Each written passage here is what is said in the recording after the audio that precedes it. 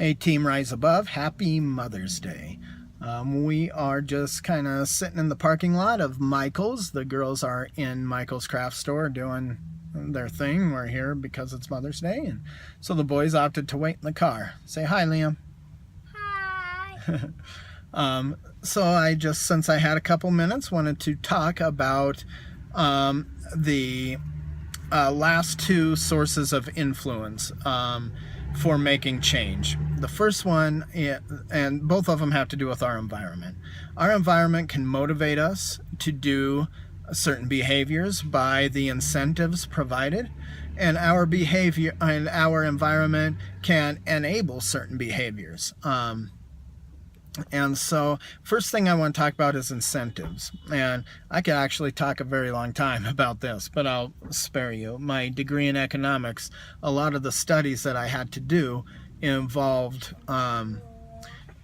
with studying incentives and controlling consumer and employee behavior based on incentives. And so I really find incentivizing things interesting. Our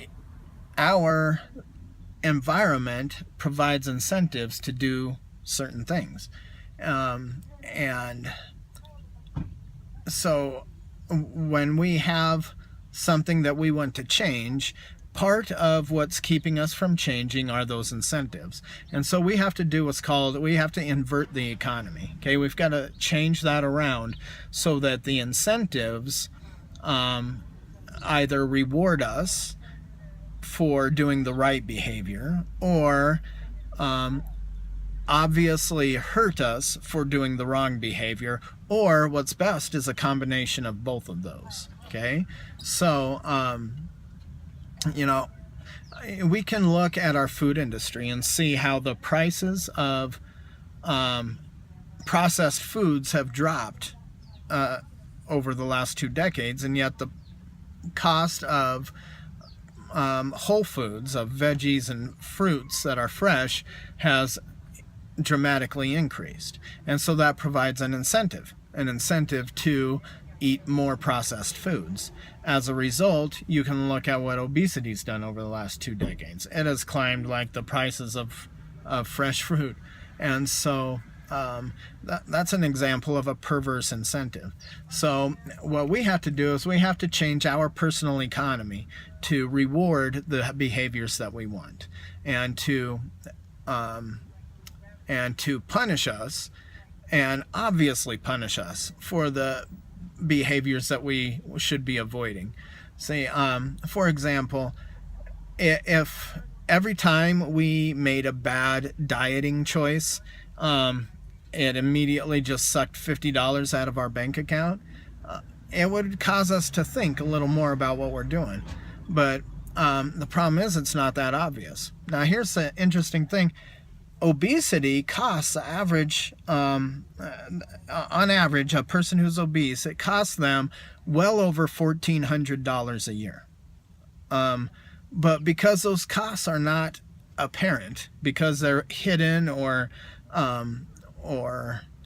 abstract costs, it's like they don't exist to us. Okay, so we have to make it so we can feel the sting of those bad things, and there's a lot of ways you can do that.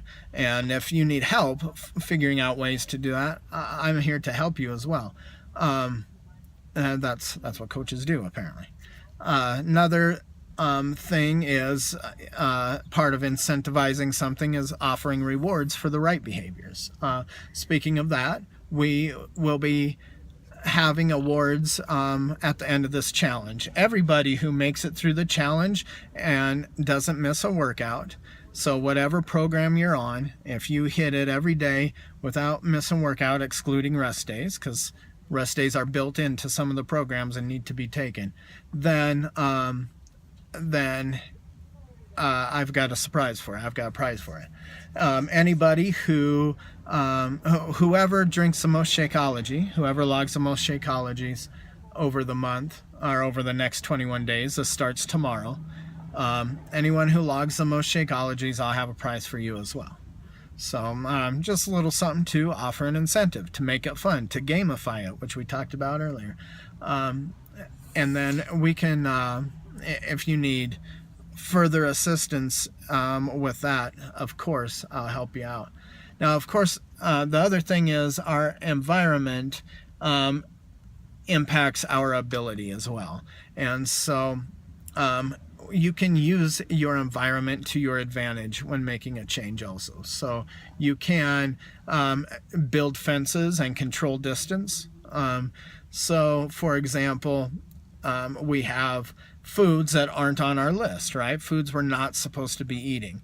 And so to help us with that, we can fence off what we're not supposed to get into, or increase distance between what we're not supposed to get into and us. So, and I talked a lot about this already, about when I was talking about when we're going shopping. So, but, if you can't keep your hands off the Reese's peanut butter cups, don't have them in your cupboard, right? And then when you have a craving for them, if they're not in your cupboard for you to grab, it's a lot harder to get them. You'd have to actually make a conscious effort to go, get in your car, drive to the grocery store or the convenience store or whatever, go in, pay for them, and so would it still be possible to cheat? Yes. But because you've increased the distance and put a fence, then the likelihood of you skipping that and getting something healthier that's easier to access and closer, it's a lot better. And so,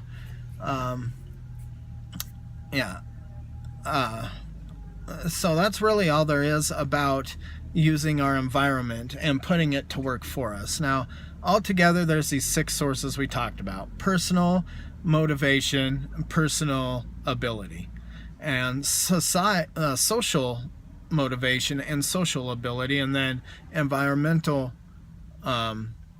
motivation and an environmental ability.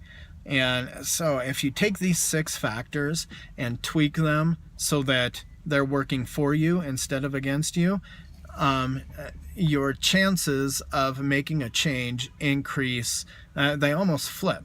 The average person who starts a Beachbody workout, 70% of them quit.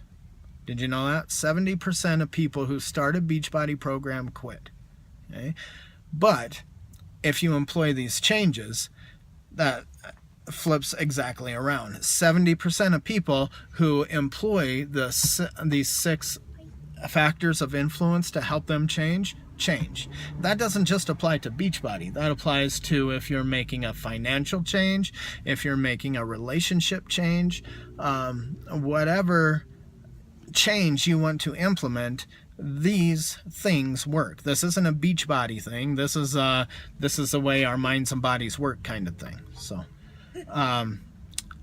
anyway, that's all I had for you today. I hope you have a great Mother's Day, and I appreciate you taking the time to watch this. Your call to action is very important, actually. There's a few things you need to do this day before the challenge starts.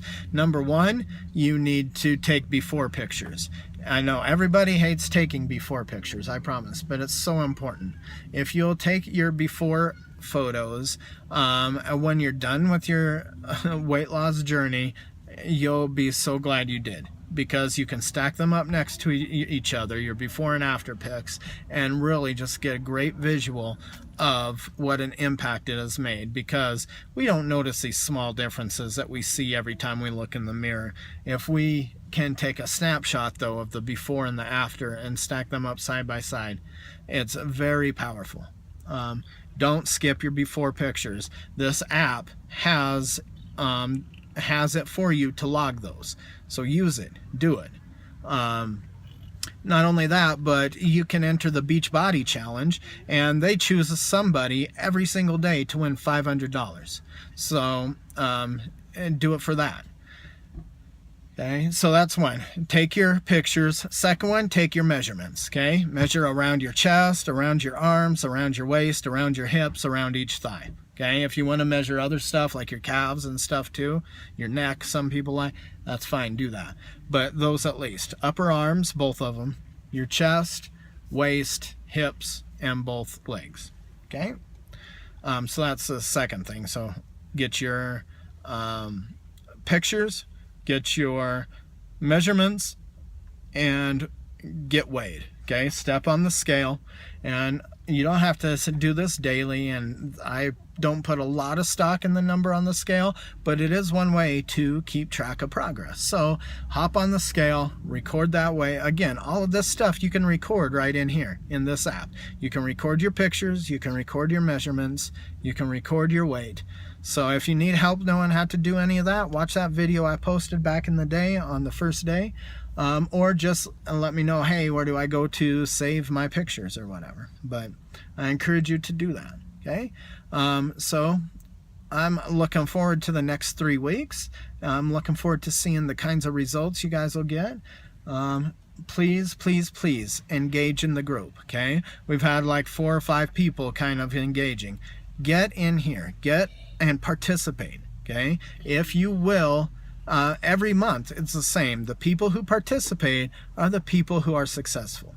Okay, if you want to get on the success train, this is one of the cars you got to ride. Okay, so be engaged in the group. All right, almost 12 minutes. Sorry to keep you so long, but my wife's in there shopping at Michael's. So wish you guys the best, and God bless you. Bye. Say bye, Liam. Bye.